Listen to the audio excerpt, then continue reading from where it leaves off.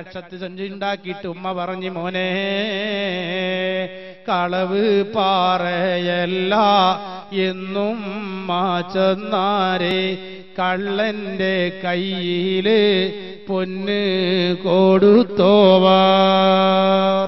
കള്ളന്മാരെ കയ്യിൽ പൊന്നു കൊടുത്തിട്ട് വരെ സത്യം തുറന്ന് പറയുന്ന മക്കളാകാൻ ഉമ്മന്റെ നിർദ്ദേശം കൊണ്ട് സാധിക്കുകയാണ്.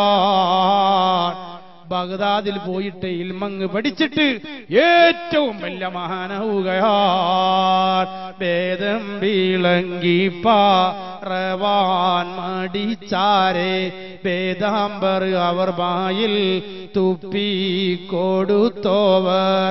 നാവാൽ മോളിയുന്ന ഇൽമ് കുറിപ്പാനായി 400 ഹക്കാമൈ അവർ ചുറ്റുമുള്ളവർ. 400ഓളം അംഗരക്ഷകന്മാരായ ശിഷ്യന്മാരാണ്. പിന്നെയോ ജീവിതത്തിൽ ഹലാലല്ലാത്ത ഭക്ഷണം കൊടുത്തിട്ടില്ല. ഇവിടെ പലിശപ്പണം കൊടുത്തിട്ട് ചെലവ് കൊടുത്താൽ, കട്ടുകൊടുന്ന മുതൽ കൊണ്ട് ചെലവ് കൊടുത്താൽ, വഞ്ചന നടത്തിയിട്ട് കച്ചവടം നടത്തിയിട്ട് പണമുണ്ടാക്കിയ കാശ് കൊണ്ട് കൊടുത്താൽ ആ മക്കളെ തടിയും ആരോഗ്യമൊക്കെ ഉഷാറാകുമെങ്കിലും നല്ല കാര്യം ചെയ്യാൻ ആ മക്കൾക്ക് മനസ്സ് വരികയില്ല. അതാണ് ബഹുമാനപ്പെട്ട അബൂ ദുജാന റളിയല്ലാഹു അൻഹു സുബ്ഹിന്റെ ജമാഅത്ത് കഴിഞ്ഞ് എണീറ്റ് പോയപ്പോ അല്ലാഹുവിന്റെ റസൂല് ചോദിച്ചു, അബൂ ദുജാന, നിങ്ങൾക്ക് റബ്ബിനോടൊന്നും ചോദിക്കാനില്ലേ? അബൂ ദുജാന തന്റെ മനസ്സിന്റെ ചെപ്പങ്ങ് തുറക്കുകയാണ്. യാ റസൂലല്ലാഹ്, വീടിന്റെ അയൽവാസി ഒരു മുസ്ലിമാണ്. അയാളെ ഈത്തപ്പന വൃക്ഷം എന്റെ മുറ്റത്തേക്ക് ചാഞ്ഞു നിൽക്കുകയാണ്. എന്റെ മക്കൾ ദിവസങ്ങളായി ഭക്ഷണം കഴിച്ചിട്ടില്ല, പട്ടിണിയാ. പ്രഭാതം പൊട്ടി വിടരുമ്പോ എന്റെ മുറ്റത്ത് അയാളെ ഈത്തപ്പഴം വീണ് കിടക്കുകയാണ്. അത് മുഴുവനും പെറുക്കിയെടുത്തിട്ട് അയാളെ തോട്ടത്തിലേക്ക് ഇട്ടുകൊടുത്തതിന്റെ ശേഷമല്ലാതെ എന്റെ മക്കളെ വിളിച്ചുണർത്താറില്ല. ഒരു ദിവസം നിസ്കാരവും ദിക്റും ദുആയും കഴിഞ്ഞ് ഞാൻ എന്റെ വീട്ടിലേക്ക് ചെന്നപ്പോ എന്റെ ചോരപ്പൈതൽ ഈത്തപ്പഴം എടുത്ത് വാഴയിലിട്ട് ചവക്കുകയാണ്. ഹറാമും ഹലാലും തിരിച്ചറിയാത്ത മകൻ അവന്റെ വാഴയിൽ കൈയിട്ടുകൊണ്ട് ഞാനത് വലിച്ചെറിഞ്ഞപ്പോ ആ മണൽത്തരിയിൽ എന്റെ മക്കൾ ഉരുണ്ട് പൊട്ടിക്കരയുകയാ. അതെനിക്ക് സഹിക്കാൻ കഴിഞ്ഞില്ല നബിയേ. ഇതങ്ങ് കേട്ടപ്പോഴേക്ക് മുത്ത് റസൂലിന്റെ മനം പൊട്ടുകയാണ്. അള്ളാഹുവിന്റെ റസൂല മനുഷ്യനെ വിളിച്ചിട്ട് പറയുന്നു, മനുഷ്യ, നിങ്ങളെ ഈത്തപ്പന വൃക്ഷം നിങ്ങൾ അബൂ ദുജാനക്ക് കൊടുക്കുക, പകരം നിങ്ങൾക്ക് നിരവധി ഈത്തപ്പന വൃക്ഷം ഞാൻ സ്വർഗത്തിൽ നിങ്ങൾക്ക് തരാം. അയാള് പറഞ്ഞു, മുഹമ്മദേ, സ്വപ്നലോകത്തെ കച്ചവടത്തിന് എന്നെ കിട്ടുകയില്ല, റെഡികാസിന്റെ കച്ചവടം വേണമെന്ന് പറയുമ്പോ അക്കാലത്ത് ഇത് കേട്ടുകൊണ്ടിരുന്ന ബഹുമാനപ്പെട്ട സിദ്ദീഖുൽ അക്ബർ റളിയല്ലാഹു അൻഹു ഈ സുവർണ അവസരം ഓടിപ്പിടിക്കുകയാണ്. വെളിവിരളും അമ്മൈത്തോനല്ലാ പകുത്ത് നസിൽ ചിലരാതില്ല, മളമക്കിയാൽ ഹരീർ പോലെ മാതൽ സിദ്ദീഖിൻ മനസ്സ് പോലെ.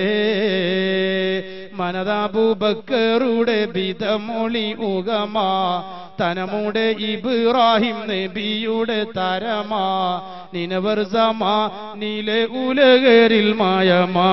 വെളിവിരളും അമ്മൈത്തോനല്ലാ പകുത്ത് നസിൽ ചിലരാതില്ല, മളമക്കിയാൽ ഹരീർ പോലെ മാതൽ സിദ്ദീഖിൻ മനസ്സ് പോലെ.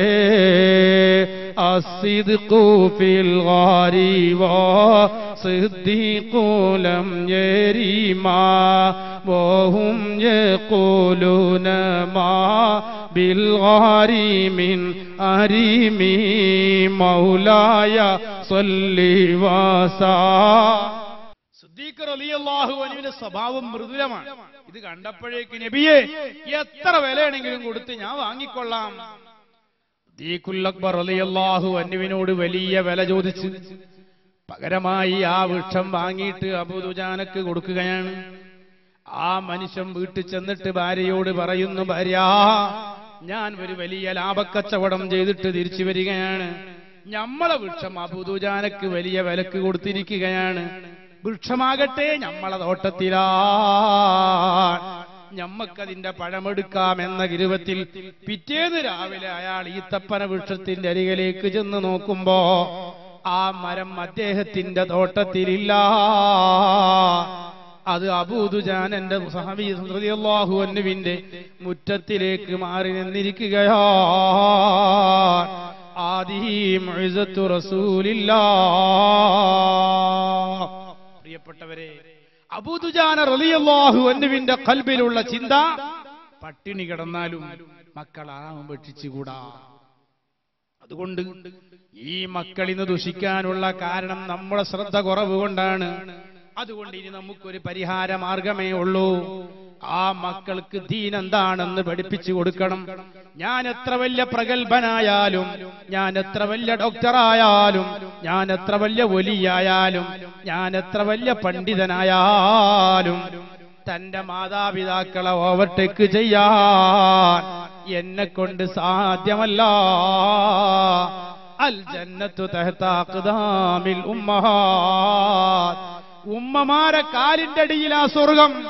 നമ്മളെ റോസ്ലാൻഡ് മദ്രസ സ്കൂളിലേക്ക് ഒരു കുട്ടി കയറി വരുമ്പോ അവിടത്തെ ഉസ്താദ് പഠിപ്പിച്ചു കൊടുക്കുന്ന, മോനെ, അൽ ജന്നത്തു തഹ്ത അഖ്ദാമിൽ ഉമ്മഹാത്ത്. ഉമ്മമാരെ കാലിന്റെ അടിയിലാ സ്വർഗം.